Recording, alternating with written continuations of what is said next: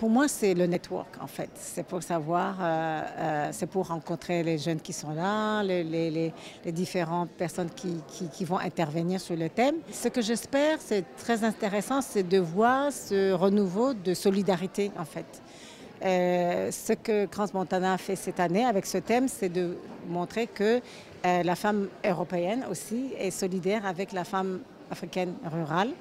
Et peut-être qu'avec cette solidarité, on va peut-être repenser la façon dont on intervient dans les projets pour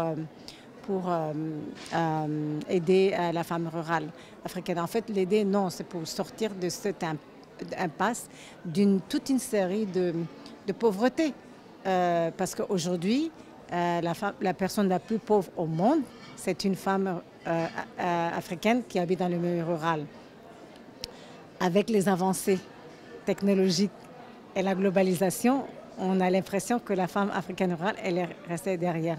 Parce qu'en fait, les intervenants, que ce soit le secteur public et privé, on reste dans ce schéma d'aider la pauvre femme africaine qui a fait ceci, cela.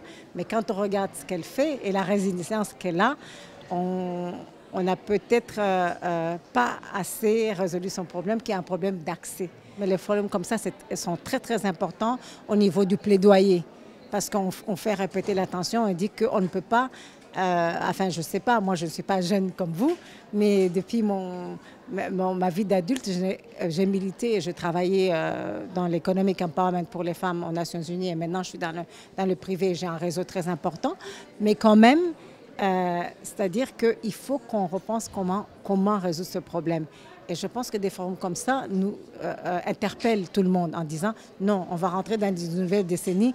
Est-ce que vraiment, entre 2020 et 2030, comme l'agenda de l'Union africaine moi je parle pour la femme africaine rurale, de 2030, est-ce qu'on va y arriver? Et on doit y arriver.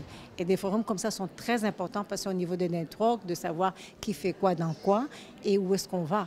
En fait, on fait le stock, mais en même temps, on se dit non. Il faut qu'on change notre façon, il faut qu'on dit en anglais re-engineer the thinking.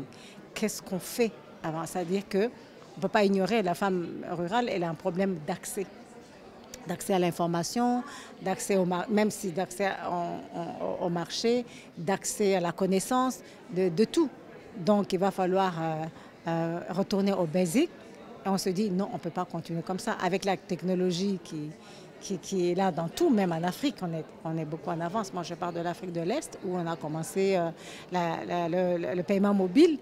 Mais la femme, elle est quand même, il y a un gap même dans l'accès aux technologies, dans l'accès aux finances, dans l'accès au marché, même celles qui sont dans le business.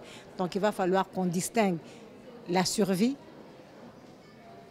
et le business. Mon message, c'est de dire, on arrête de discuter, on passe à l'action.